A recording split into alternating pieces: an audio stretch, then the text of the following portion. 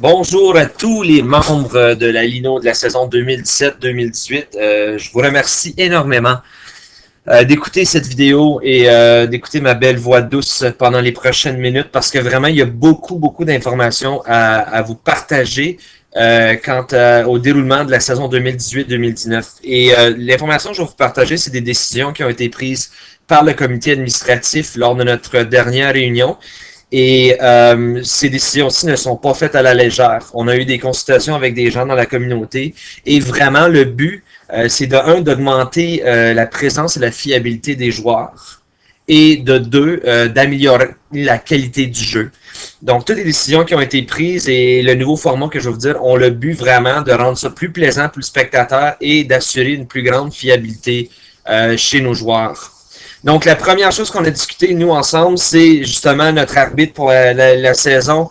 Vous le connaissez très bien. On a choisi de le tourner avec Martin Brault, qui a l'air à savoir exactement ce qu'il fait dans cette photo. Donc, félicitations à Martin qui a été retenu encore une fois comme arbitre. Le deuxième changement, ou vraiment ce serait le premier changement, c'est l'endroit auquel nous allons jouer. Évidemment, le Temple de la Renommée, ça fonctionnait pas. On avait des baisses chez nos effectifs dans la foule.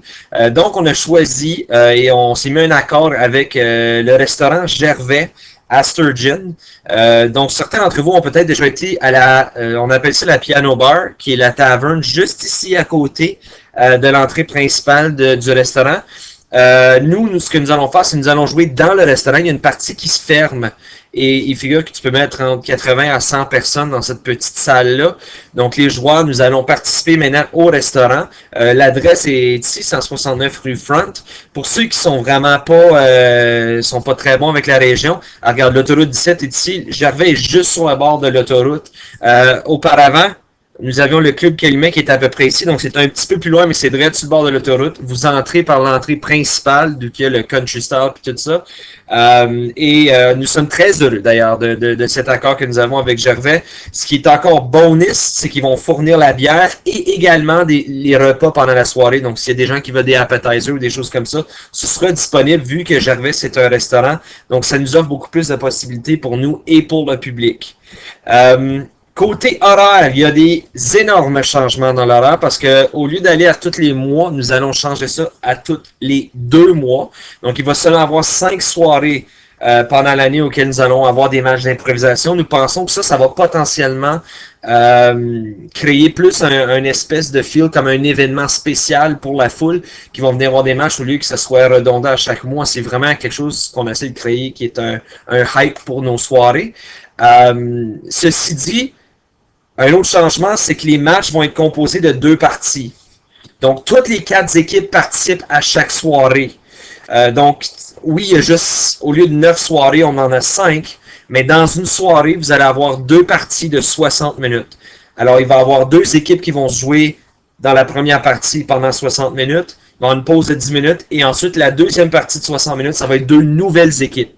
Et le but de ceci, c'est vraiment d'aller chercher la foule qui veulent voir certains joueurs plus souvent. Donc, admettons, je sais pas, moi, je suis un énorme fan de Mariette Courchaine. Je veux vraiment voir Mariette Courchaine jouer, mais il y a des mois où elle jouait pas auparavant. Donc, moi, côté engagement, je vais juste aller les soirées que Mariette Courchaine va jouer. On espère que de cette façon-là, on attire le monde qui veut le voir tous nos joueurs qui vont être disponibles et on espère aussi que ça va pouvoir nous appuyer à avoir plus de fiabilité parce que tout le monde joue à toutes les soirées et également plus de bénévoles vu que on devrait en principe tous être là. On est conviés au montage de la salle et à l'accueil à compter de 18h20 qui ne change pas des années précédentes. L'âge minimum ne change pas non plus, donc lors du premier match, vous devez avoir 16 ans afin de participer à la Lino. Un petit changement qui est à noter, puis je l'ai mis en bold ici parce que c'est très important. Tous les matchs, ou la majorité des matchs, vont se dérouler les samedis cette année. Le but d'aller avec un samedi soir au lieu d'un vendredi soir, c'est d'essayer d'accommoder le mieux possible les gens de l'extérieur. C'est une des critiques que nous avons eues des gens qui doivent voyager, surtout en hiver et des choses comme ça. Lorsqu'il faut partir tout de suite après l'ouvrage à 3-4 heures afin d'arriver à 7 heures, c'est vraiment rush pour les gens. On espère qu'en rendant ça un samedi, ça vous permet vraiment de vous reposer vendredi soir, de prendre le temps que vous avez besoin pour vous rendre à Sturgeon et en retour assurer que les gens soient dans la région à 18h20, okay? Faites-en un souper, faites-en une soirée à Sturgeon. Il y a vraiment plein de choses à faire, comme aller voir de l'impro. C'est possible, par contre, qu'il y ait 1 à 2 soirées qui tombent sur un vendredi. On est encore en négociation avec la disponibilité, la salle et des événements dans la région. On essaie de ne pas trop se piler sur les pieds. Donc, c'est possible, mais nous mettons l'emphase sur les samedis. Ceci dit, on s'attend que si ça tombe sur un vendredi, vous êtes quand même présent. Ça change. Je veux pas que ça commence à changer les choses juste parce que c'est une différente journée. Le premier match à tenir compte, c'est le samedi 22 septembre que nous sommes en train de confirmer avec Gervais, mais c'est vraiment la date que nous avions en tête. Et là, j'amène un autre énorme changement, et ça, c'est le format des équipes. Il va vraiment falloir que je vous fasse un diagramme pour que vous compreniez vraiment qu'est-ce qui se passe. Donc, les équipes vont être composées de ce qu'on va appeler des joueurs de base et des joueurs complémentaires. Donc, les joueurs de base, ce sera 4 équipes de 4 joueurs. Donc, la Lino aura 16 joueurs de base. Et ces 16 joueurs vont être choisis parmi la liste des joueurs de l'année précédente. Donc, si vous avez joué l'année précédente, vous êtes éligible pour être un des 16 joueurs de base. Afin de choisir ces 16 joueurs-là, nous allons faire un vote au sein du comité ou de toute la ligue l'année passée. Donc, tous les membres qui font partie du Messenger Facebook, on va faire un Survey Monkey. Et vous allez être convoqués d'ailleurs dans les prochaines journées à nous confirmer, un, si vous êtes intéressé de participer cette année, et deux, vous allez devoir aller sur le site de Survey Monkey et élire, selon vous, les 16 joueurs qui devraient être des joueurs de base. Donc, ils vont être dans les 4 équipes à temps plein. Une des choses à tenir compte, il faut un minimum de 4 membres de chaque sexe. Donc, lorsque tu vas faire ton vote, n'oublie pas, tu as besoin de 4 femmes et 4 hommes. Donc ça va prendre la moitié de ta ligue là, puis les 8 autres, c'est du sexe que tu préfères. Vraiment, c'est à vous de choisir de ce côté-là. Ceci assure que nous allons au moins avoir un membre du sexe minoritaire par équipe. Donc si, admettons, il y a juste 4 hommes qui sont choisis, ben au moins il va y avoir un homme dans chaque équipe et vice-versa s'il y a juste 4 femmes qui sont choisies.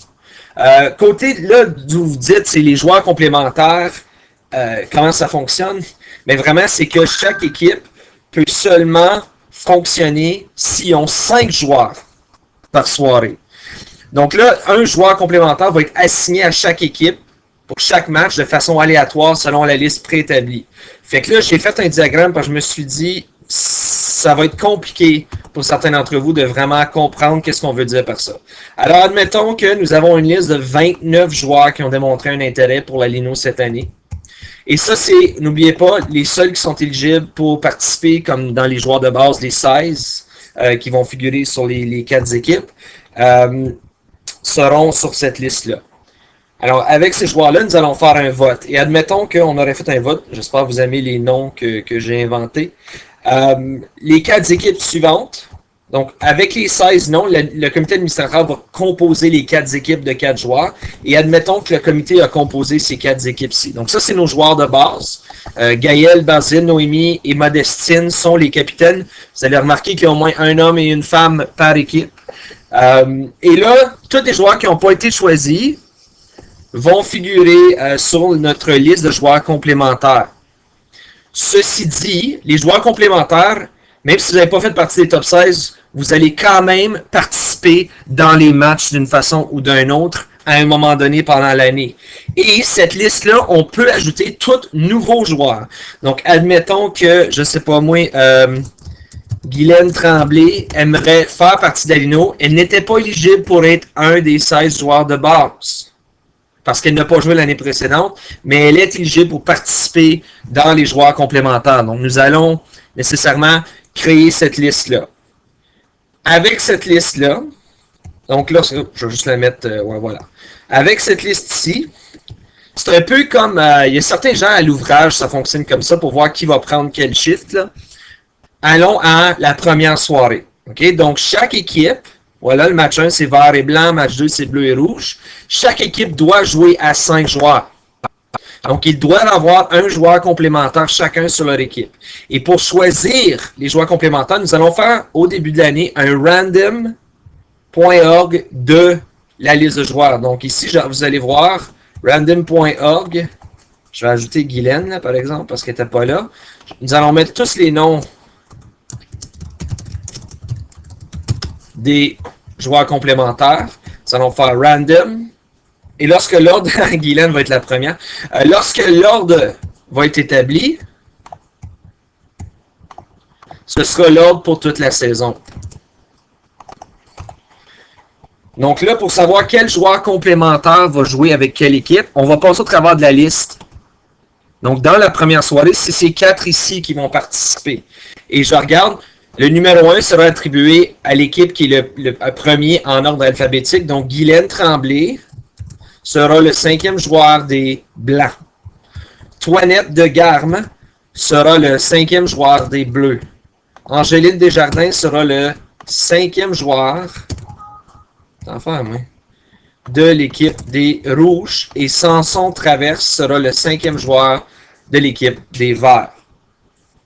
Là, ça c'est pour notre première soirée. Cependant, si un de ces 4-là n'est pas disponible, on passe à Sylviane, prochaine en ligne. Sylviane, es-tu disponible pour la soirée? Si, mettons, il y a 2 absences chez les Blancs des joueurs de base, ben on va aller chercher les 2 prochains en ligne. Et tout ça, ça va être fait par l'entremise de communication, soit par téléphone, soit par Facebook Messenger. Ceci dit, toutes les autres qui sont dans la liste des joueurs complémentaires, si vous vous dites, ben écoute, je ne joue pas cette soirée-là, vous avez quand même intérêt à vous présenter. Parce que s'il y a des absences inattendues, puis admettons que Jasmine Paquette a décidé de se présenter, puis tous ceux-là ne sont pas présents, nous sommes rendus maintenant à 10e dans la liste. Jasmine Paquette, c'est la prochaine en ligne à jouer, ce qui veut dire que Luc Larocque, on va commencer de là pour le prochain match. Donc vraiment, c'est une liste qu'il faut passer, que nous allons passer au travers, et nous allons faire ça à chaque soirée, afin d'assurer une participation de tous les gens. Donc, ceci conclut vraiment le résumé de la saison 2018-2019. Si jamais vous avez des questions, n'oubliez pas que le Facebook Messenger est là pour ça.